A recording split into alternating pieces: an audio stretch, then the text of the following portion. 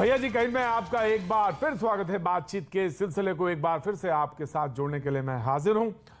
और अब्बा जान अब्बा जान अब्बा जान, जी हाँ हुजूर, मैं जो ये कह रहा हूं ये चुनावी नारा नहीं, लेकिन चुनाव के वक्त या उससे कुछ देर पहले या कुछ वक्त पहले नारा लगने जैसा ही है। और जो हो रहा है, जो बातचीत चल रही है, इसी का जोर है। योगी आदित्यनाथ ने कुछ रैली करी और उसमें उन्होंने कहा कि 2017 से पहले आप लोगों को राशन नहीं मिलता था और जो राशन था वो अब्बा जान खा जाते थे, या जो अब्बा जान कहने वाले थे वो राशन हजम कर जाते थे। ये बात थी। आज इसी पर बातचीत है, इसी पे मुद्दे पर है। और बात अगर निकलेगी तो दूर तलक जाएगी। जो बात कही जाती है उसका सिलसिला ये है कि किसी ने कहा, विपक्ष ने कहा कि अब्बा जान इसलिए करना पड़ रहा है क्योंकि काम अगर होता तो अब्बा जान ना कहना पड़ता। बहरहाल दोनों तरफ तलवारें खिंची हुई हैं। सबसे पहले रुख इधर कि योगी आदित्यनाथ मुख्यमंत्री उत्तर प्रदेश ने आखिर कहा क्या, पहले वहां पे आते हैं और उसके बाद जो मेहमान है उनसे हम तारुफ भी कराएंगे आपका। राशन मिल रहा होगा ना आप लोगों को? राशन मिल रहा है राशन। क्या ये राशन 2017 के पहले भी मिलता था? क्योंकि तब तो अब्बा जान कहने वाले राशन हजम कर जाते थे। आज कोई इन गरीबों का राशन निकलेगा तो राशन तो नहीं निकल पाएगा, लेकिन जेल जरूर चला जाएगा। जाहिर सी बात है। और उन्होंने कहा, फिर इसका जवाब भी आना था। समाजवादी पार्टी ने इसका जवाब दिया और जो जवाब दिया वो इस तरह से है। पहले उसको भी नजर डाल लेते हैं और फिर आगे रुख करेंगे। माननीय मुख्यमंत्री जी मुख्यमंत्री भी हैं, संत भी हैं, महंत भी हैं, मठाधीश भी हैं, भगवान जाने क्या क्या हैं। लेकिन जो उनकी भाषा है, एक मुख्यमंत्री की ये भाषा, और भाषा इसलिए कि आप सिर्फ मुद्दों से भटकाना चाहते हो और असल मुद्दों पे बात नहीं करना चाहते। तो मुझे लगता है कि कोई मुख्यमंत्री इस तरीके का भाषा का इस्तेमाल करे, इससे अफसोसजनक कोई बात नहीं हो सकती। ये 2017 तो भूल जाइए आप। आज जो हुआ है, जिसके कारण वैश्विक पटल पर भारत की नाक कटी है। आप ट्रीटमेंट छोड़ के आप क्रोसिन की गोली कोरोना के मरीजों को नहीं दे पाए, और अब आप वापिस उसी पोलराइजेशन पे आ गए। अब्बा जान, मैं तो पूछ रहा हूँ, आप जान साहब, आप कौन से जान हो? मैं तो आपसे पूछता हूँ। आप जान साहब, योगी साहब, आपकी सरकार में लाशें तैर रही थी, उसका जवाब उत्तर प्रदेश के हर व्यक्ति को चाहिए। और हम उत्तर प्रदेश का चुनाव एक पॉजिटिव गवर्नेंस के मॉडल पे लड़ेंगे। तो मैं इसी का जिक्र कर रहा था। यूपी चुनाव में, चुनाव से पहले अब्बा जान और अब्बा जान। जी हाँ, तो आज के जो मेहमान हैं वो हमसे तारुफ करा देते हैं। मनीष शुक्ला जी बीजेपी का पक्ष रखने के लिए हमारे साथ जुड़ रहे हैं, बहुत बहुत शुक्रिया मनीष जी। साधना भारती कांग्रेस का पक्ष रखने के लिए जुड़ रही हैं, बहुत बहुत शुक्रिया साधना जी। कुछ देर बाद वारिस पठान भी हमारे साथ होंगे। अरविंद वाजपेयी जी लोक जनशक्ति पार्टी का पक्ष यहाँ पे रखेंगे, बहुत बहुत शुक्रिया, थैंक यू सो मच।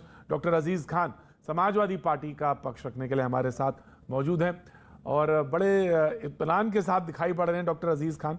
तो पहले आप ही से बिस्मिल्लाह कर लेते हैं, शुरुआत आप ही से कर लेते हैं। 2017 का पहले वो कह रहे हैं कि अगर आपने जो अब्बा जान कहते थे उन्होंने राशन खा डाला, लेकिन अब जो राशन खाएगा उसको जेल के पीछे जाएगा। तो अब्बा जान पे आपको आपत्ति है या जो राशन खा लिया जो इल्जाम है इस पर है आपत्ति? जी देखिए प्रतीक भाई, अभी राशन की बात तो मैं बाद में करूंगा। अब्बा जान लगातार मैं देख रहा हूं माननीय मुख्यमंत्री महोदय एक संवैधानिक पद पर बैठे हुए हैं साहब। वो एक बार उन्होंने विधानसभा में भी बोला, अभी कल भी उन्होंने इसका जिक्र किया। आप देखिए जिस तरह एक संवैधानिक पद पर बैठे हुए माननीय मुख्यमंत्री महोदय ऐसे शब्दों का इस्तेमाल कर रहे हैं। सब अब्बा जान से मुझे परहेज नहीं है। अब्बा जान, भाई जान, ये तो बहुत ही संस्कारिक और बहुत ही ये सम्मान का शब्द है। लेकिन तंज में जो बात कही जाए उसका अर्थ अलग होता है। माननीय नेताजी एक खुली किताब है। माननीय जी एक सामाजिक आईना है। माननीय नेताजी, आज माननीय नेताजी के लिए इस तरीके के शब्दों का इस्तेमाल करना। मनीष जी मैं आज डिबेट का रुख थोड़ा सा छोटा करते हैं। मनीष जी, आप ये तंज क्यों करते हैं? आप अब्बा जान क्यों करते हैं? ये तो राशन की बात करी तो राशन की बात कहिए, अब्बा जान करके चढ़ाते हैं आप, ये तो गलत बात है। इसका जवाब है, एक तो 2012 से 17 के बीच जो उत्तर प्रदेश की सरकार चली उसमें योजनाओं तक में तुष्टीकरण हुआ, आतंकवादियों तक को छोड़ने की पैरवी अखिलेश यादव ने केवल तुष्टीकरण के लिए किया।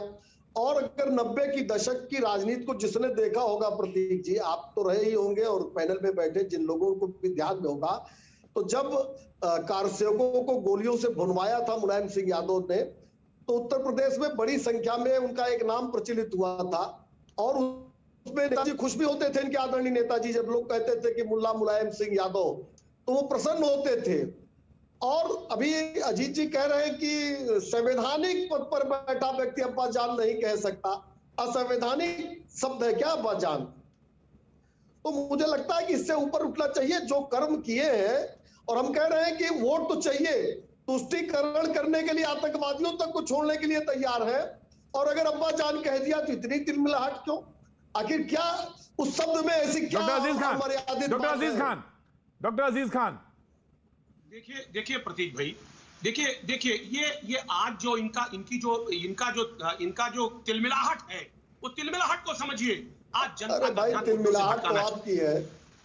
देखिए, अरे सुनिए मनीष जी, आज जनता का ध्यान मुद्दों से आप भटकाना चाहते हैं। जब जनता 4.5 साल के आपके कारनामों का हिसाब पूछना चाहती है, वो कहती साहब जवाब दीजिए।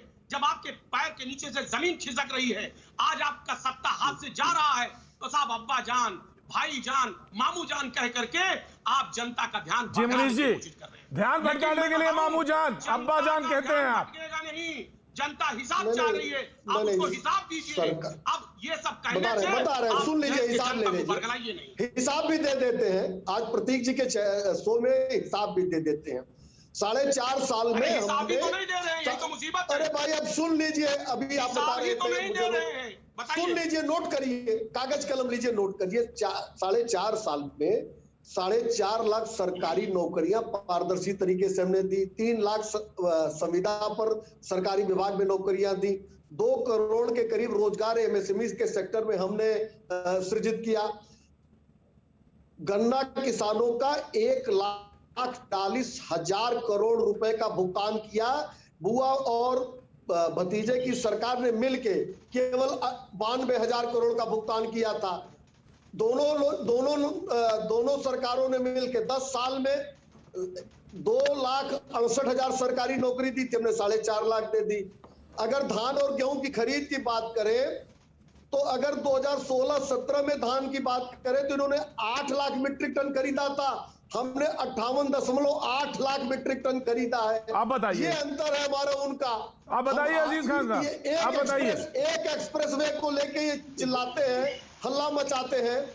हम 5 एक्सप्रेस वे बना रहे हैं, 2 एक्सप्रेस अगले 2 महीने में शुरू हो जाएगा। देखिए प्रतीक जी, मनीष जी अपनी उपलब्धि गिना चुके हैं जी। देखिए इन्होंने ये नहीं बताया, तो शुरू किया, अभी तो शुरू किया। सर अरे मनीष जी अब आप अपनी बात बता दें। सब इन्होंने ये नहीं बताया, अभी तो शुरू किया मैंने। प्लीज अब इनको रोकिए थोड़ा सा। प्रतीक जी, इन्होंने ये नहीं बताया कि 6 एम्स बनाने का वायदा किया था, 6 एम्स कहाँ है? 25 मेडिकल कॉलेज कहाँ है? 63 जिलों में मेडिकल कॉलेज, इंजीनियरिंग कॉलेज 63 जिलों में मेडिकल कॉलेज। संकल्प पत्र देखिए, संकल्प पत्र सुनिए मेरी बात, मौका दें मुझे। इन्होंने कहा था हर जिले में एक इंजीनियरिंग कॉलेज देंगे, सब कहाँ है? अरे आप जाके देखो, लखनऊ से आप इस पर भी प्रकाश डालिए। आप फर्जी आंकड़ा दे करके देश को गुमराह कर रहे हैं। बिल्कुल बहुत अच्छे सवाल है। नौकरियों की बात करके सब नौकरी बताइए, कहाँ नौकरी दी? मैं बताऊं कि मैंने नौकरी कहाँ दी? नहीं, लेकिन मनीष जी, ऑफ कोर्स दोनों के पास हिसाब किताब है, लेकिन एक चीज बताइए मनीष जी, ये इस बात को तो कहा जा सकता है, उनका एतराज इस बात पे है कि आप अब्बा जान कहते हैं, अब्बा जान जो कहते हैं इस पर एतराज है। आप इसको तो बड़े सहूलियत से, बड़ी सहालियत से इसको कहा जा सकता था। देखिए, मैंने फिर से कहा कि अब्बा जान कोई असंवैधानिक शब्द नहीं है। दूसरा, 90 के दशक में प्रतीक जी, कम से कम आप तो हाँ कहिए कि 90 के दशक में मुलायम सिंह जी से खुश होते थे कि नहीं खुश होते थे? मुल्ला मुलायम सिंह यादव कहने पे वो तो बहुत प्रसन्न होते थे उस समय। अब इनको वोट लेने के लिए आतंकवादी को छोड़ देंगे अखिलेश यादव जी, वोट लेने के लिए मेरी बेटी उसका कल केवल मुस्लिम बेटियों के लिए लेकर आएंगे। जब जीर्णोद्धार करना होगा तो केवल कब्रिस्तान का कर देंगे। इतने निचले स्तर तक तुष्टीकरण करने वाले लोग आज इस छत पे तक तिलमिला क्यों रहे, परेशान क्यों हैं? वारिस पठान हमारे साथ जुड़ गए हैं। वारिस पठान की तरफ रुख करेंगे। वारिस पठान जी, अब्बा जान चल रहा है। अब सवाल यह है कि आपको भी एतराज है या आपको लगता कि नहीं कि कम से कम मुख्यमंत्री तो आपने कही दिया मुसलमान को और शुरुआत तो अब्बा जान से हो ही गई है, तो बिस्मिल्लाह तो अब्बा जान से हो ही गया है, तो आपको तो कोई एतराज नहीं है ना? प्रतीक जी, अब्बा जान तो सिर्फ एक बहाना है। ये तुष्टीकरण की राजनीति निशाना है। मेजोरिटी अपीसमेंट की पॉलिटिक्स चल रही है, पोलराइजेशन कर रहे योगी। अगर 5 साल सही रीत से काम कर लिया होता योगी ने, और तो आज दूसरे के काम को, दूसरे के राज्य के काम को, तो अजीज खान साहब की सरकार ने समाजवादी पार्टी और बसपा पे आप क्यों निशाना बांधते हैं? भाई आपको अगर करना तो बीजेपी में मानिए आप। मैं आ रहा हूं, साधना बैठिए, मैं आ रहा हूं जी। देखिए, ये बीएसपी वाले ही थे। बहन मायावती 3 मरतबा तो भाजपा के साथ सरकार में रह चुकी है। भाजपा के ही स्टेज से उन्होंने प्रचार किया है मोदी जी का, और आज आ गए हमको बोलने वाले बी टीम, सी टीम, डी टीम। अरे आप लोगों ने कुछ नहीं किया, ना मुसलमानों के लिए कुछ किया, ना दलितों के लिए किया, और अब हम जब आ रहे हैं लड़ने के लिए तो आप हमको तरह तरह के नाम गिना रहे हो। तो हमारे लिए तो प्रतीक जी, एक तरफ बीजेपी है, दूसरी तरफ ये कांग्रेस, समाजवादी, बीएसपी, सब दोनों सिक्के के एक ही पहलू। हमारी लड़ाई तो सबसे है, क्योंकि हमारे पॉलिटिकल एम्पावरमेंट की हम लड़ाई है, हमारी हिस्सेदारी की। हमको भी हमारा हिस्सेदार चाहिए यूपी के पॉलिटिक्स के अंदर। अभी आप खुद देख लीजिए, ये योगी बोलते हैं सबका साथ, सबका विकास, सबका विश्वास। मोदी जी का भी यही है। अब अगर इन्होंने पुष्टिकरण की राजनीति नहीं करते तो आप मुझे बताइए कि मुसलमानों का ड्रॉप रेट आज भी हाईएस्ट है वहां पर। मुसलमानों के एरिया में कॉलेजेस और स्कूल क्यों नहीं खोलते ये लोग? अभी आप सेंट्रल गवर्नमेंट ने 1,06,207 16,02,007 का माइनॉरिटी का डेवलपमेंट बजट पेश किया था। यूपी सरकार ने, योगी सरकार ने सिर्फ 1,602 लाख का खर्चा किया। क्यों ऐसा किया ये लोगों ने?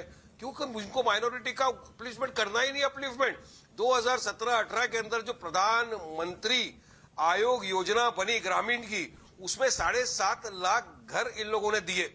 मैं पूछना चाहता हूं उसमें मुसलमानों को कितने दिए? मेरे पास आंकड़ा ये बता नहीं सकते, मैं बताऊंगा, सिर्फ 10 घर। अब ये क्या सबका साथ सबका विकास? अरविंद वाजपेयी जी, नाम सारी चीजों से ध्यान भटकाना है, झूठ बोलने वाले लोगों को आपने कब्रिस्तान बैठा रखे और हैं। भाईजान, अब्बा जान, इस पे आगे आप जवाब दे दीजिए ना। चलिए जवाब दे दीजिए। मनीष जी कुछ कहना चाह रहे हैं जी, झूठ को सही करिए जी। जितनी भी योजनाएं हैं जी, जितनी भी योजनाएं हैं जी, अगर वारिस पठान अगर एक बार पढ़ लेते, ये झूठ की जो फैक्ट्री इन्होंने चला रखी है, 7 लाख में 10 घर केवल मुसलमानों को मिला है। वारिस पठान जी, कम से कम झूठ की इंतहा मत करिए। इस तरह के झूठ बोलेंगे तो लोग हंसेंगे आपके ऊपर। उत्तर प्रदेश है, यहाँ बहुत पॉलिटिकल लोग हैं, बहुत समझदार लोग हैं, राजनीतिक रूप से परिपक्व लोग हैं, आपके झूठ में नहीं फंसने वाले हैं। और राज्यसभा काम का तो उत्तर प्रदेश में भाईजान इसी में लग गए आप। उत्तर प्रदेश में आज अपराधियों के खिलाफ आज कानून व्यवस्था की बेहतर स्थिति है। आज माफियाओं और अपराधियों को विकास की क्या है आपके पास? जगह नहीं मिल रही है, सवाल का जवाब दे दीजिए ना साहब। ज्वाइन करा रहे हैं योगी ने पिछले 5 साल में कोई ऐसे 7 बड़े काम जिनकी हिम्मत उत्तर प्रदेश में नहीं पड़ रही आने की, दूसरे राज्य के काम के मत गिनाइए। अमेरिका की फैक्ट्री की, अमेरिका के काम मत गिनाइए, अपने राज्य के काम गिनाइए। साहब मैं मान जाऊंगा मनीष जी नहीं चलने पाएगी जी। मनीष जी, अपराधियों की नहीं राइट साधना बहुत देर से बैठी हुई है। प्रतीक जी, मैं आ रहा हूँ साधना, वेट, मैं आ रहा हूँ जी। बताइए ना विकास के मुझे 7 काम गिन के दिखा दीजिए साहब। मनीष गिनाएंगे, 7 काम गिनाएंगे। आपका सवाल है उनके पास मैंने रख दिया, लेकिन उससे पहले साधना भारती क्रोसिन तो दे नहीं पाए। ट्रीटमेंट छोड़िए, क्रोसिन की गोली देके कोरोना के मरीजों का इलाज होता रहा जी। ये कांग्रेस का कहना है। साधना भारती। आदरणीय प्रतीक जी, सबसे पहले इस डिबेट की मैं शुरुआत करूं, इस चर्चा में शामिल हूं उससे पहले मुझे जरूरी लगता है कांग्रेस के वरिष्ठ नेता रहे ऑस्कर फर्नांडिस जी का निधन हुआ है, तो क्योंकि 10 साल की थी जब उन्होंने पहली प्रेस वार्ता कराई, उनका संरक्षण रहा और मैं उनको हृदय से बहुत श्रद्धांजलि अर्पित करती हूँ। मेरी भी संवेदनाएं उसमें शरीक है, मेरी संवेदनाएं शरीक है भैया जी कहीं की तरफ से। जी आगे बढ़िए। जी बहुत धन्यवाद प्रतीक जी। देखिए ये है क्या है प्रतीक जी, सबसे पहली बात तो ये जो भाजपा है और जो इनकी अम्मा जान है आरएसएस, उनका एक ही उन्होंने टारगेट सेट किया हुआ है, काम कुछ करेंगे नहीं, बेरोजगारी मिटा नहीं पाए, पेट्रोल डीजल कम कर नहीं पाए, रोजगार दे नहीं पाए, 15 से 20 लाख आ नहीं पाए, बनारस क्यूटो बना नहीं, महिलाओं पर दुराचार कम हुआ नहीं, तो क्या करें? तो यही करें कि चचा जान और अब्बा जान करके बांटने और काटने की और तुष्टीकरण की राजनीति करें, और यही है। अब बीच में मत बोलिए, नहीं ये कोई तरीका नहीं है। अरे सुनिए, अरे आप नहीं, आपकी अम्मा जान ने बीच में बोलना सिखाया होगा आरएसएस ने, जरा कृपया करके। नहीं, अब आप चुप रहिए ना, मैंने आपको शालीनता से सुनाया ना शालीनता से, आप भी सुनिए। नहीं प्रतीक जी ऐसे नहीं चलेगा, इतनी देर से इनके मन की बात और झासाराम बाबा का झूठ चाप चूरन सुन रहे हैं हम, अब कम से कम आप शालीनता से सुनने की तो रखिए क्षमता। अब मैं ये पूछना चाहती हूँ, कभी अली और बजरंग बली का विवाद बनाने वाले ये लोग हिंदुस्तान, अरे भाई फिर भी इसमें बोल रहे हैं क्या? सुन लीजिए ना जी, बोलिए। आपकी अम्मा जान आरएसएस पर भी आ रही हूँ भाई मैं, आपकी पार्टी की अम्मा जान आरएसएस पर भी आ रही हूँ, जाइए। ये क्या चल रहा है, क्या है भाई? आराम से मनीष, सुन तो लीजिए भाई, ये क्या है? मनीष जी एक महिला के साथ मंदिर में बलात्कार हो जाता है, नहीं ये कोई तरीका नहीं है। मनीष शुक्ला जी जवाब नहीं है तो बौखलाइए मत, लेकिन सुनिए पहले, बहुत जिम्मेदारी के साथ जवाब दीजिएगा। क्या कह रहे हैं आप? पहली बात बलात्कार किस तरह की बात कर रहे हैं? ये आपत्तिजनक बात है, तुलनात्मक विश्लेषण कर रहे हैं आप एक महिला के बलात्कार का, महिला के बलात्कार का तुलनात्मक विश्लेषण कर रहे हैं क्या? देश के किसी भी कोने में बलात्कार होता है तो गलत है, लेकिन आप बताइए कुलदीप सेंगर विधायक चुनवे आनंद आपके गृह राज्य मंत्री क्या कर रहे थे? और ये जो हिंदू धर्म के ठेकेदार बनते हो, गंगा के किनारे लाशें कह रही थी मनीष शुक्ला, सो रहे थे क्या योगी आदित्यनाथ, सो रहे थे क्या योगी आदित्यनाथ, गंगा के किनारे लाशें जब तैर रही थी, तब राशन नहीं आया बांटने के लिए, तब राशन नहीं आया, तब राशन किट नहीं बनाई, तब रोजगार किट क्यों नहीं दी, तब महिलाओं के साथ दुराचार हो रहे थे, जब हवस के गरीब थे लॉकडाउन में भी खुले घूम रहे थे, तब मनीष शुक्ला गंगा अभियान तब क्यों नहीं चलाया? मनीष शुक्ला जी आपका बचपन का विष्णु परिषद और योगी आदित्यनाथ हो रहे थे, राम, अरे मुझसे क्या आप ही को पता है? आपने आप ही को पता है, आप ही तो सर्टिफिकेट दे रहे हैं। अरे बचपन से आध्यात्मिक प्रवचन करती हूँ, गंगा के बारे में आप मुझे मत बताइए, राम आपकी नजर में क्या है? अरे आपकी नजर में आपको राम मंदिर में घोटाला कर दिया, गंगा सफाई अभियान आपसे नहीं हो पाया, गंगा के किनारे लाशें दफनाई गई, तो वो लाशें अब्बा जान दफना रहे थे क्या मनीष शुक्ला? जी अब्बा जान दफना रहे थे क्या? हिंदू शवों की लाशें अब्बा जान दफना रहे थे? दोनों को रोक रहा हूँ अरविंद वाजपेयी जी, मैं दोनों को रोक रहा हूँ। अरविंद वाजपेयी जी, शुरुआत तो मुझे लगता है कि श्री गणेश तो हो ही गया है यूपी चुनाव का, और अब्बा जान और न जाने कौन कौन बातें सामने आ गई, लेकिन फिलहाल अब्बा जान सामने हैं। उन्होंने कहा कि 2017 से पहले सीधा सा इशारा समाजवादी पार्टी की तरफ था, 2017 से पहले अब्बा जान वाले जो लोग थे वो राशन खा जाते थे, ये बात थी। ओपनिंग रिमार्क आपका, उसके बाद फिर डिबेट ओपन है जी। देखिए प्रतीक जी, अब्बा जान, अम्मी जान, मामू जान, ये कोई मतलब असंवैधानिक शब्द थोड़ी है, कोई गाली थोड़ी दी है किसी को। ये तो सब अपने अपने लैंग्वेज, जिनकी हिंदी में हम पिताजी बोलते हैं, बाबूजी बोलते हैं, ऐसे मुस्लिम उसमें कल्चर में अब्बा जान कहा जाता है, लेकिन उनका इशारा करप्शन की तरफ था और करप्शन होती थी, ये बात आप मानोगे। आपको याद होगा कि ये जो राशन कार्ड की दुकानों पे जो राशन मिला करता था, उसमें कितनी घपलेबाजी हुआ करती थी, और ये इसी सरकार ने किया था। और इसी सरकार ने नहीं, बल्कि याद होगा रामविलास पासवान के पास ये मिनिस्ट्री थी, तो उन्होंने ये स्कीम चलाई थी कि 1 नेशन 1 राशन कार्ड, मतलब राशन कार्ड मान लो आपका यूपी का है, वो पूरे हिंदुस्तान में कहीं भी चलेगा। होता क्या था कि मजदूरों को राशन, मान लो बिहार के लोग हैं और दिल्ली में काम कर रहे हैं, तो दिल्ली में राशन नहीं मिलता था, लेकिन उस स्कीम के तहत उनको राशन लेने का अधिकार जहां वो काम करते हैं वहां भी मिला। और उसके बाद राशन में कितनी घपलेबाजी हुआ करती थी। गोदाम के गोदाम राशन की दुकानों से सीधा सीधा कहां पहुंच जाया करते थे, ये सबने जमाना देखा हुआ है। और उसी तरह विचारा था वो इनका योगी साहब का। देखिए, अगर व्यवस्था को सुचारू रूप से ठीक से चलाएंगे, उसके करप्शन को दूर करेंगे, तो उसका लाभ किसको मिलेगा? उसका लाभ अब्बा जान की संतानों को भी मिलेगा, उसका लाभ हिंदू को भी मिलेगा, मुस्लिम को भी मिलेगा, ईसाइयों को भी मिलेगा। और ये योगी साहब ने करके दिखाया है, इसमें मिर्चे लगने की क्या बात साधना है? साधना देखिए, साधना और शुरुआत साधना ये बैठे हुए वारिस पठान साहब, इन्होंने तो खुली तरफ की राजनीति शुरू कर दी। अरविंद जी, मैं आ रहा हूं अरविंद जी, अब जवाब वारिस साधना जी। साधना उसको ताक पे रख के और मुस्लिम नहीं की भ्रष्टाचार, ये बता दीजिए। अरे अरविंद जी सुन लीजिए ना, अरविंद जी अब आप भी मनीष शुक्ला जी की तरह लगातार बोले, सुन तो लीजिए भाई। अब ये बीच, अब ये चुप होंगे तब तो मैं बोलूंगी ना प्रतीक जी। अरे रुको ना, एक सेकंड रुक जाओ, एक सेकंड रुक जाइए। जी आराम से सुन लो। साधना बात कुछ कह रहे हैं, साधना कुछ बात कह रहे हैं। जब एग्जीक्यूट होती है तो ना उसमें हिंदू दिखता है ना मुस्लिम दिखता है, सबके लिए बराबर चलती है। कोई भी सरकार होगी, क्या कांग्रेस की सरकार गड़बड़ करती थी क्या, या डिस्क्रिमिनेट करती थी? अपीजमेंट करते थे आप लोग, वो भी परमिसेबल नहीं है। इन बातों का जवाब दे दूं? हाँ जी जवाब जवाब। अब 1 सेकंड से ज्यादा हो गया ना। अब देखिए, सबसे पहले सही बात है, आपने कहा कांग्रेस गड़बड़ नहीं करती थी क्योंकि कांग्रेस क्या है, गांधीवादी विचारधारा को मानती है। मगर भाजपा गड़बड़ करती है, कारण ये है कि वो गॉडसेवादी विचारधारा को मानती है। अरे अब सुनिए ना, अब ये कोई तरीका नहीं है। नहीं, ये कोई तरीका नहीं है। अब नहीं, आप सब एक ही थाली के चट्टे बट्टे हैं, हमें पता है, आप सब एक ही थाली के चट्टे बट्टे हैं। मगर कांग्रेस मानती है कि यहाँ से हिंदू और वहां से मुसलमान नहीं, यहाँ से हम होता है।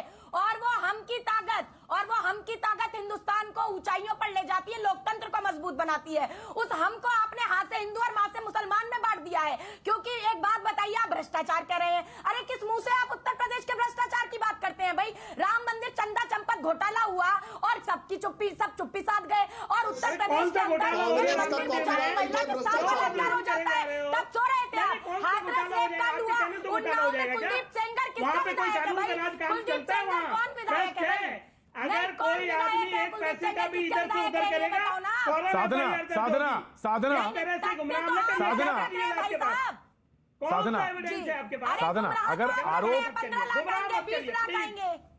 अगर आप आरोप लगाती हैं, गुमराह करने का काम मोदी जी और आपका है। नहीं, कौन सा एविडेंस है आपके पास? बताइए कौन सा एविडेंस है कि वहां पर घोटाला हुआ? किसके खिलाफ अरे एविडेंस तो आप नहीं, आप तो कोर्ट खोल के बैठ जाते हैं, सर्टिफिकेट आप बांटते हैं, सुप्रीम कोर्ट आप बन जाते हैं, आप भी तो सारे कोर्ट है। एविडेंस, अरे एविडेंस आए ना सामने, तभी तो बात उठी। बिना एविडेंस के बात उठी क्या? बिना सबूत के बात उठी क्या?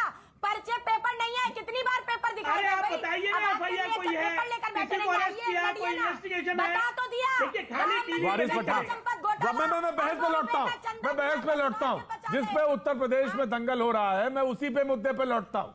वारिस पठान, आपने जब आक्रमण किया तब एक ही सांस में लिया नाम कांग्रेस का, एक ही सांस में लिया नाम बीएसपी का और समाजवादी पार्टी का। तो लोगों ने कहा भाई एक ही सांस में तीनों का नाम ले लिया, आपने कहा कि मुसलमानों के लिए कुछ नहीं किया। ये सब मैं तो आंकड़े के साथ बात कर रहा हूँ कि आज 60-70 साल हो गए लोगों को सेक्युलरिज्म के नाम पर वोट देते हुए, तमाम जो कटाकथित सेक्युलर पार्टियां थी। पर आज भी फिर क्यों मुसलमान पिछड़ा हुआ वर्ग है? क्यों ड्रॉप आउट रेट मुसलमान में सबसे ज्यादा है आज भी वहां पर उत्तर प्रदेश के अंदर?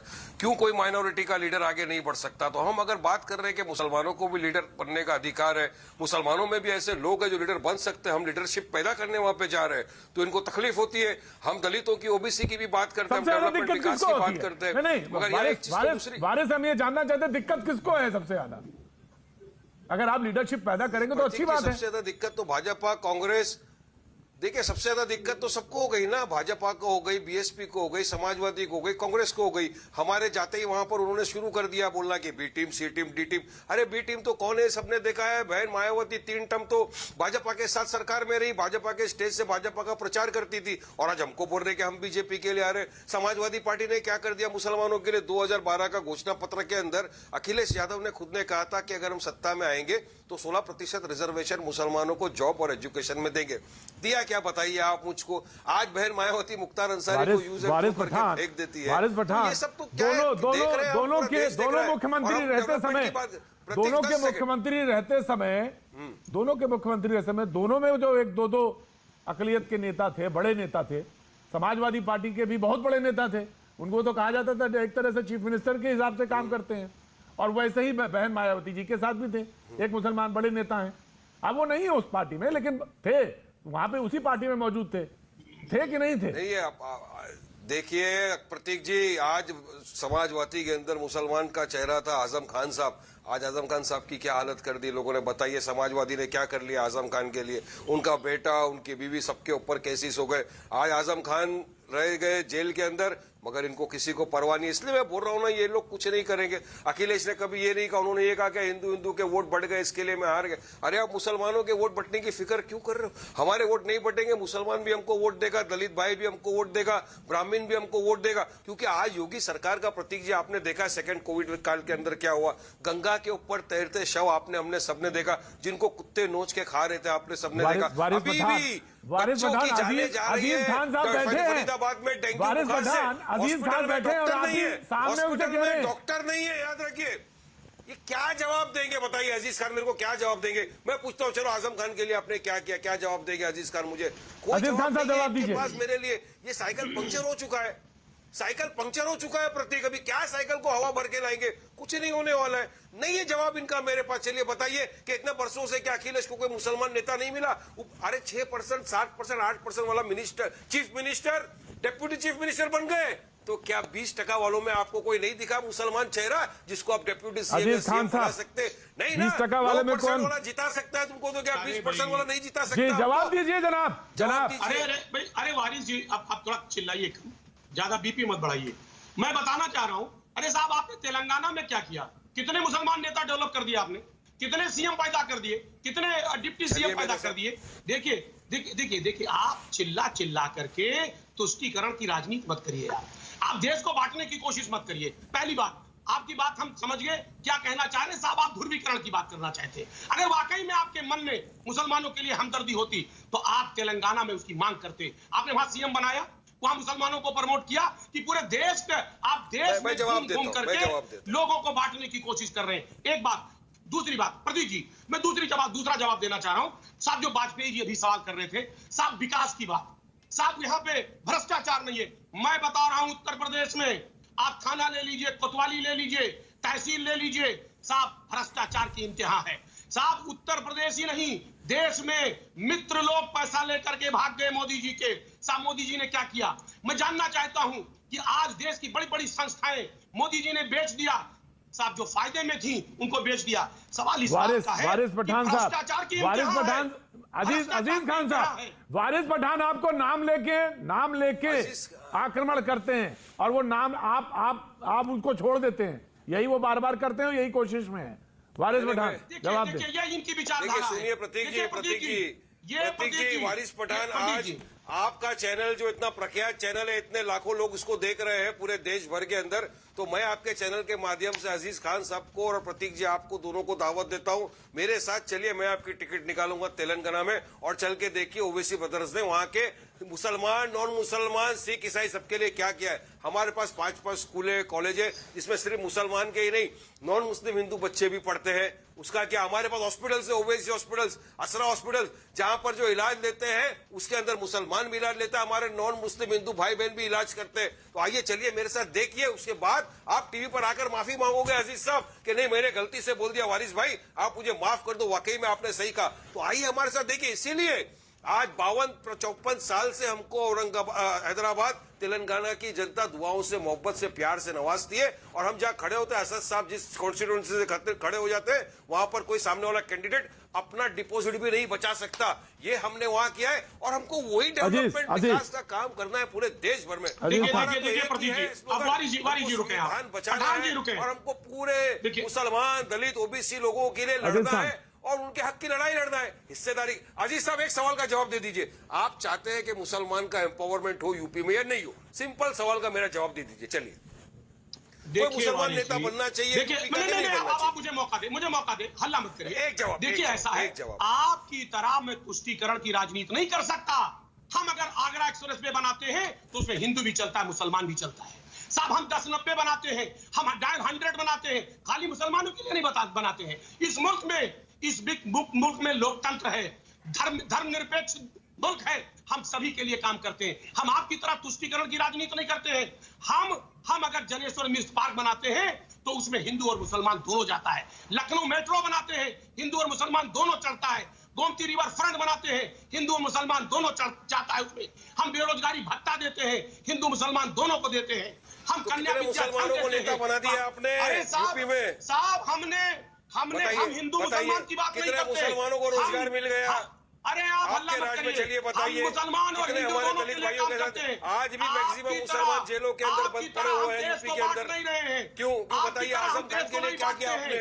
मेरे सवाल का जवाब ही नहीं है आपके पास। आपकी तरह हम देश को नहीं बांट आजम रहे। खान साहब के लिए आपने क्या किया बताइए? आजम खान साहब कौन बांट रहा है? बीजेपी ने संविधान को जिस बचाना, तरीके देश से को बांटना है। बीजेपी ने जिस तरीके से पॉलिटिकल एम्पावरमेंट की बात करना, मुसलमानों का देश को बांटना है। आजम खान अगर किसी के लिए हम बात ये करें कि भाई मुसलमानों साधना भारती बहुत देर से कुछ हाथ उठा रही है, कुछ कहना चाह रही है। साधना भारती जी मैं आ गया जी, साधना कुछ कहना चाह रही है। सुनिए आप, मैं आजम खान साहब के लिए समाजवादी पार्टी प्रतिबंधित है। नहीं प्रतीक जी, अब मैं बोलूं बीच में बार बार बोलने लगते हैं सब लोग। अरे भाई मुझे मौका दे, कृपया मुझे बिल्कुल दे रहा हूँ, अजीज खान साहब दे रहा हूँ। साधना कुछ कह रही थी बहुत देर से। जी देखिए, मैं ये कहना चाह रही हूँ, ये वारिस पठान जी भी अलग अलग तरह की बात करते हैं। हम तो कह रहे बी टीम, आप तो एक ही थाली के चट्टे बट्टे हैं। अगर आप मुसलमानों का हित चाहते तो आप वहाँ बी टीम बन के तो खुद चुनाव लड़ते हैं, वोट कटवा पार्टी बनते हैं। आप तो स्वयं वोट काटने का काम कर रहे हैं। आप कितना मुसलमानों का हित चाहते हैं वो आपकी भाषा बताती है। दूसरी बात ये कहूंगी कि एक दोहा है कि ऐसी वाणी बोलिए कि मन का आपा खोए, मगर इनके लिए दोहा है कि ऐसी वाणी बोलिए कि जम के झगड़ा होए और लोग बेचारे मरते रहे, बस वोट अपना होए। तो अपने वोटों के लिए हिंदू मुसलमान बजरंग बली जी वारिस साहब जवाब दीजिए। बहुत सीधा सवाल पूछा है, आप वोट कटवा पार्टी हैं। एक सवाल और पूछना चाहती हूँ। हाँ पूछिए। मुंह तोड़ जवाब। हाँ, अभी बी टीम कौन है और सी टीम कौन है अभी आपके सामने मैं क्लियर करता हूँ। महाराष्ट्र में, उत्तर प्रदेश अरे अभी खामोश रहिए बहन जी। अरे ऐसी वाणी बोलिएगा। दूसरा सवाल सुन लीजिए वारिस भाई, दूसरा सवाल सुन लीजिए। मैं तो ऐसी वाणी, वारिस भाई पूरी बात करने दीजिए। दूसरा सवाल ये है, दूसरा मैं अरविंद जी से पूछती हूँ, उत्तर प्रदेश की बहुत वकालत कर रहे हैं योगी जी की। ये बताएं कि योगी आदित्यनाथ जी खुद कहते हैं कि हमने 15 करोड़ 61 लाख लोगों को राशन बांटा है, जो 5 किलो अनाज बांट रहे हैं। तो इसका मतलब तो वो खुद कह रहे हैं कि 75% आबादी भुखमरी का शिकार है उत्तर प्रदेश में। तो काहे का नंबर 1 यूपी भैया, काहे में यूपी नंबर 1? वारिस पठान जवाब देंगे पहला। दूसरा लोक जनशक्ति पार्टी। वारिस पठान मुझे ब्रेक का वारिस मुझे ब्रेक पे जाना। ब्रेक के बाद आप इसका सवाल का जवाब दीजिए। वक्त एक छोटे से ब्रेक के बाद फिर हाजिर होगा।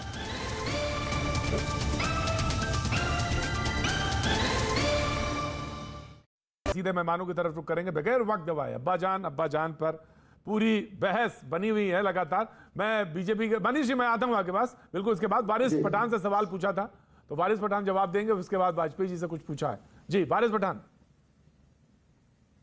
क्या आप वोट कटवा पार्टी हैं? जी अभी हमारी कांग्रेस की बहन ने हमसे, नहीं वही मैं भी जवाब देना चाहता हूं। हमारी कांग्रेस की बहन ने हमसे सवाल किया कि आप वोट कटवाओ ये हो। तो मैं पूछना चाहूंगा कि आपने सेकुलरिज्म के नाम पे इतने सालों से मुसलमानों का वोट लिया और सारे आपके नेता तो जाके भाजपा की गोद में बैठ गए।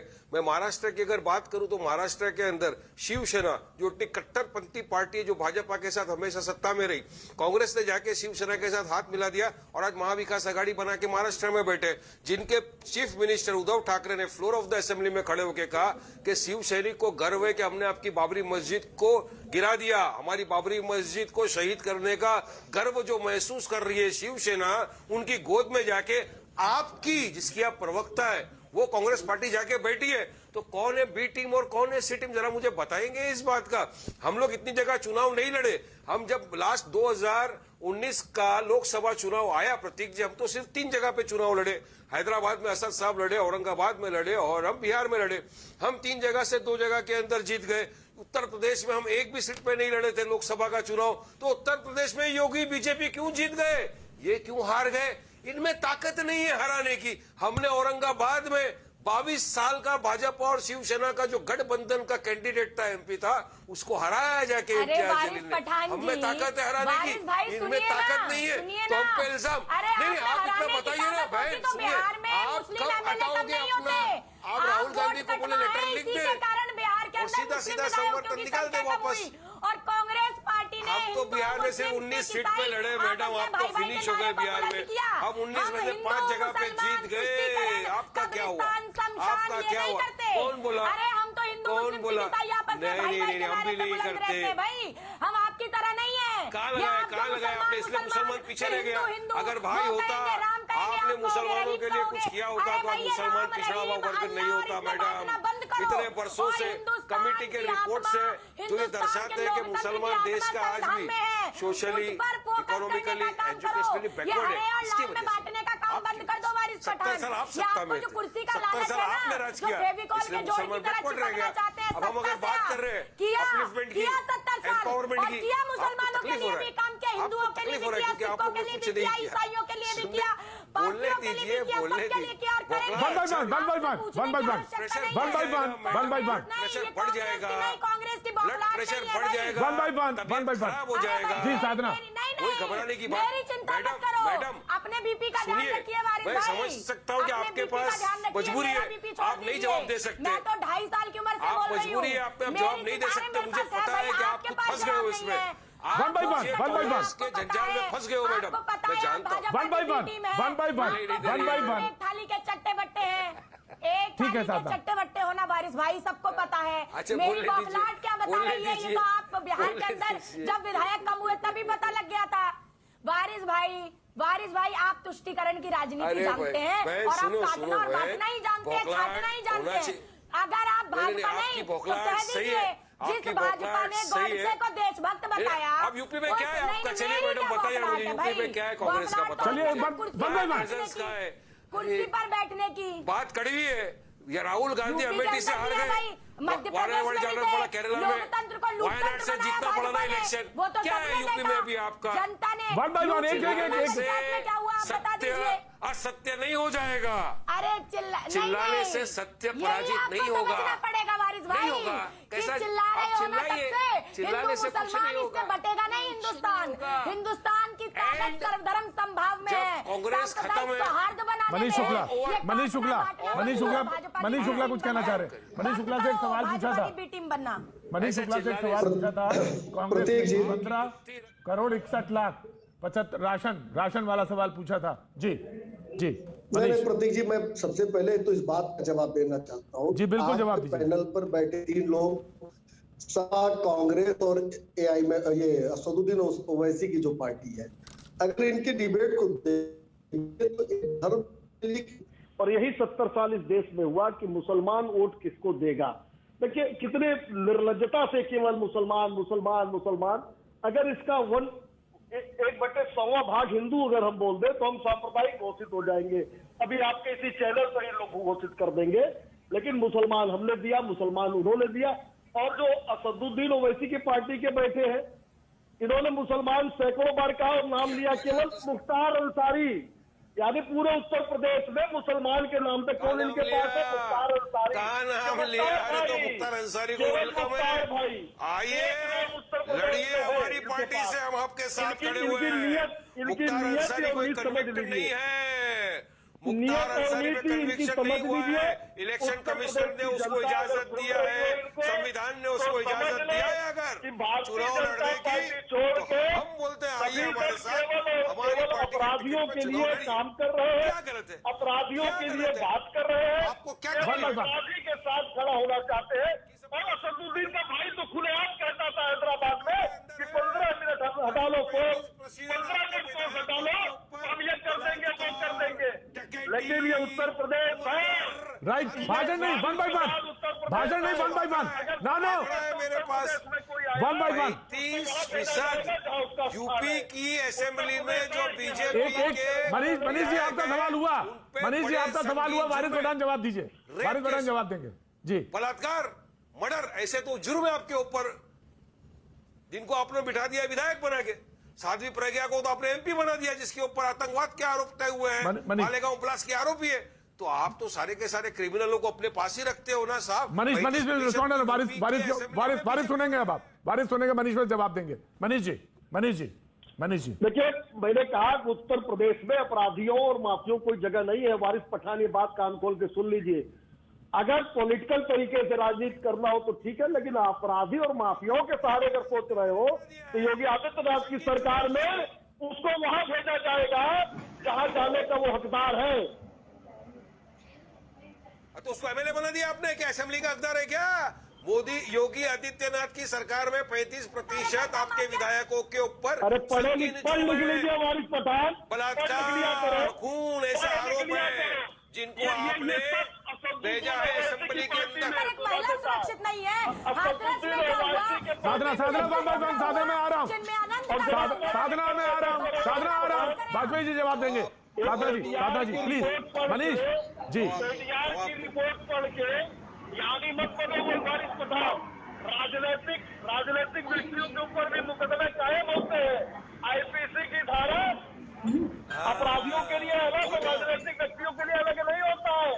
और जो भी राजनीति करके सड़क पर संघर्ष करके जाता है उसके ऊपर मुकदमे होते हैं। लेकिन आप लोग क्या जानो, आप लोग तो किसी व्यक्ति के पीछे चल के राजनीति सीखे हो, चाहे आप हो, चाहे अखिलेश यादव हो, चाहे राहुल गांधी हो, ये तमाम लोग तो मुंह में चांदी का चम्मच लेकर पैदा हुए थे, सड़क में कभी संघर्ष किया नहीं।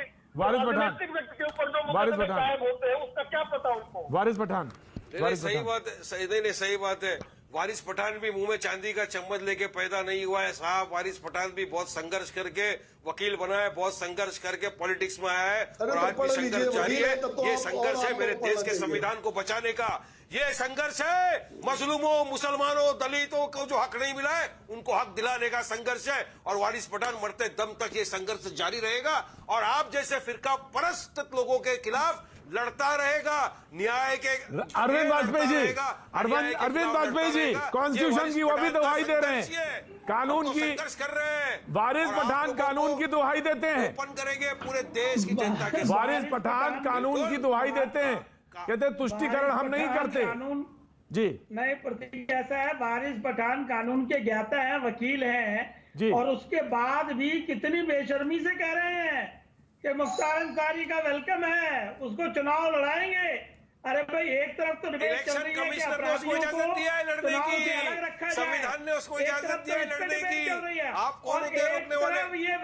अगर संविधान ने उसको इजाजत दी है तो आप रोक सकते हैं, नहीं रोक सकते। तो आपकी पार्टी में जो पूरे के पूरे भरे हुए हैं क्रिमिनल, उनका क्या है? देखिए, जो क्रिमिनल आप लोगों ने इतने सालों से भर के रखे उनका क्या है? ये कन्विक्ट नहीं है। सिलेंडर चाहिए। आप कानून समझिए, कानून समझिए। गरीब जनता को बिजली चाहिए, कानून समझिए। जनता को पानी चाहिए, जब तक a man is proven to be innocent unless and until proved guilty, 8 crore लोगों को डोज लग गई है खाली यूपी में।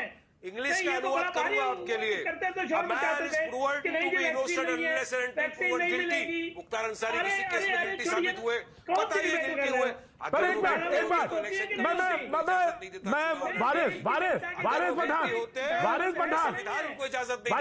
वाजपेयी जी कानून वारिस, आपने लॉ का सेंटेंस इस्तेमाल किया, कानून का सेंटेंस इस्तेमाल किया। उस कानून के सेंटेंस से सभी लोग वाकिफ हैं कि जब तक आप गिल्टी प्रूवन नहीं तब तक आप गिल्टी कैसे।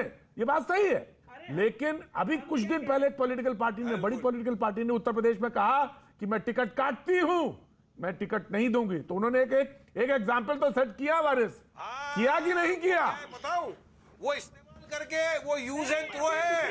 अरे प्रतीक जी, जब तक तुम्हारे से काम था तब मायावती जी ने उसको रखा अपने पास, काम खत्म, यूज एंड थ्रो बार। इसीलिए हमने कहा सुनिए, कोई जब तुम्हारा हृदय तोड़ दे, तड़पता हुआ जब कोई छोड़ दे, तब तुम मेरे पास आना प्रिय, मेरा दर खुला है, खुला ही रहेगा तुम्हारे लिए। हमने मुख्तार अंसारी को दावत दी, आइए, क्योंकि मायावती ने यूज एंड थ्रो करके मनीष शुक्ला विल रिस्पॉन्ड। मनीष शुक्ला मुख्तार अंसारी को हमने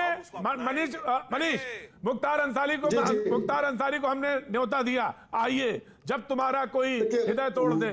जी कोट कर रहे हैं। देखिए, मुख्तार अंसारी उत्तर प्रदेश में आज जितने भी ये सो-कॉल्ड धर्मनिरपेक्ष दल है उनके ब्रांड एम्बेसडर बन गए हैं। पंजाब की जेल में प्रियंका वाड्रा उनकी सेवा करती हैं, बड़े भाई सभा में जाते हैं, छोटे भाई को मैं आ रहा हूं साधना, बिल्कुल जवाब देंगे। वैसी झोली फैलाए टहल रहे हैं। सेंगर के वकील बन जाते हैं, चिन्मयानंद के वकील बन जाते हैं, देख रही और है आप कुलदीप ये सेंगर चारों के दल दोस्त एक को ही थैली जो के कि चट्टे उन्नाव बट्टे पीड़िता के अब पिता देखिए के आ रहा हूं, साथ अजीज साहब। को कितना बुरा लग गया। जिला पंचायत साधना अध्यक्ष का जी, चुनाव लड़ाते हो मुख्तार मनीष शुक्ला, अंसारी की सेवा तब प्रियंका कहाँ वाड्रा सोचते क्यों कर हो? रही थी? तब अब कहाँ प्रियंका सोचते सिंह हो मनीष सरकार शुक्ला? उनको ये दमाद की जो तरह क्यों योगी रख रही चचा थी? जान, उत्तर अब्बा प्रदेश जान और सरकार चचा को जान सुप्रीम कहते नजर कोर्ट आ रहे जाना हैं, पड़ा। और देखिए RSS शोर अब्बा मचाने जान से जो बंद भाई, कि साधना हम छिपेगी नहीं। साधना मैं वो टाइम दे दूंगा, साधना टाइम दे दूंगा मैं, साधना साधना टाइम दूंगा मैं, साधना टाइम दूंगा। पीड़ित जनता है मुख्तार अंसारी से, वो प्रियंका वाड्रा को इस मामले में दोषी मानती है कि मुख्तार अंसारी को अंतिम समय तक अमरिंदर सिंह की सरकार बचाती रही प्रियंका वाड्रा के इशारे पर, इसलिए चिल्लाने से ये बात छिपेगी नहीं। उत्तर प्रदेश की जनता खुली आंख से देख रही है कि 4-5 जी बिल्कुल कैसे तुष्टीकरण कर रहे हैं। जी साधना अब जवाब देने दो मनीष शुक्ला, बीच में मत बोलना, बस बीच में मत बोलना मनीष शुक्ला जी। देखिए सबसे पहली बात है कि गृह मंत्री को योगी आदित्यनाथ जी पर दर्जनों के सांप्रदायिक सौहार्द बिगाड़। अब आप सुन लीजिए, अरे रुक जाइए ना शुक्ला जी, रुक जाइए ना, सुनिए आपके मुख्यमंत्री, अरे मैं मर्यादित बोलती हूँ, अरे हाँ आप पहले मोदी जी को बोलिए, साधना आराम से बात कहिए, बात कहिए, बीच में ना बोले मेरे। नहीं मनीष जी हाँ ठीक, बिल्कुल बोल रही हूँ, बिल्कुल बोल रही हूँ। शब्द उन्होंने ठीक किया था, साधना मनीष जी ने शब्द ठीक किया था, बाकी कुछ नहीं, ठीक है जी जी जी बोलिए। देखिए योगी आदित्यनाथ जी ने योगी आदित्यनाथ जी जिन पर दर्जनों केस रहे, गृह मंत्री जिनके तड़ीपार रहे, कुलदीप सेंगर जैसे बलात्कारी का साथ देते रहे, चिन्मयानंद जैसे जिन्होंने महिला का उत्पीड़न किया उसका साथ देते रहे, और हाथरस रेप कांड से लेकर न जाने कितने कांड और कितने माफिया, इनके शासन में तो हर कार्यकर्ता माफिया बना हुआ है। और इनकी अम्मा जान जो है RSS, वो तो टेंडर ही ओपन किए जा रही है मुख्यमंत्री का हर साल। रोज अम्मा जान आती है, बेटा जान को आदेश देती है, रोज टेंडर ओपन हो जाते हैं, कभी उत्तराखंड के, कभी कर्नाटक के, कभी असम के, तो कभी गुजरात के। चुनाव के लिए इनका क्या एजेंडा है? सिर्फ काटो बांटो और छाटो, ना तो बेरोजगारी खत्म करेंगे, ना महंगाई खत्म करेंगे। Manish ji respond. Sadhna Bharti audio down. Manish 10 second में, बस 10 सेकंड में जी बिल्कुल। 15 हमारे यहाँ कौन मुख्यमंत्री बदला जा रहा है इनको ध्यान में है। पंजाब में क्या हो रहा है इनके यहाँ, क्या हो रहा है इनके यहाँ। 2 साल से अपना राष्ट्रीय अध्यक्ष ये लोग नहीं तय कर पा रहे हैं। हमारे संगठन को देखने से पहले अपने गिरेबान में झांक लीजिए, और उत्तर प्रदेश में जो भी, पूरे देश में जो भी संघर्ष के राह से राजनीति में आएगा, चाहे योगी आदित्यनाथ जी हो चाहे मनीष शुक्ला हो, जो संघर्ष करके आएगा उसके मुकदमे कायम होते हैं। राहुल और प्रियंका जी हेलीकॉप्टर और जहाज में जिनका बर्थडे मनाया गया उनके ऊपर कब मुकदमा कायम होगा? आदि का चम्मच मुंह में था, कब मुकदमा कायम होगा? तो देखिए जिनको राजनीति समझ में है, ये तो बताओ नेता ऐसा रहा होगा जिसके ऊपर नहीं बताइए। जिला पंचायत में मुंह की खानी पड़ी है, जिला पंचायत में मुंह की खानी पड़ी आपको।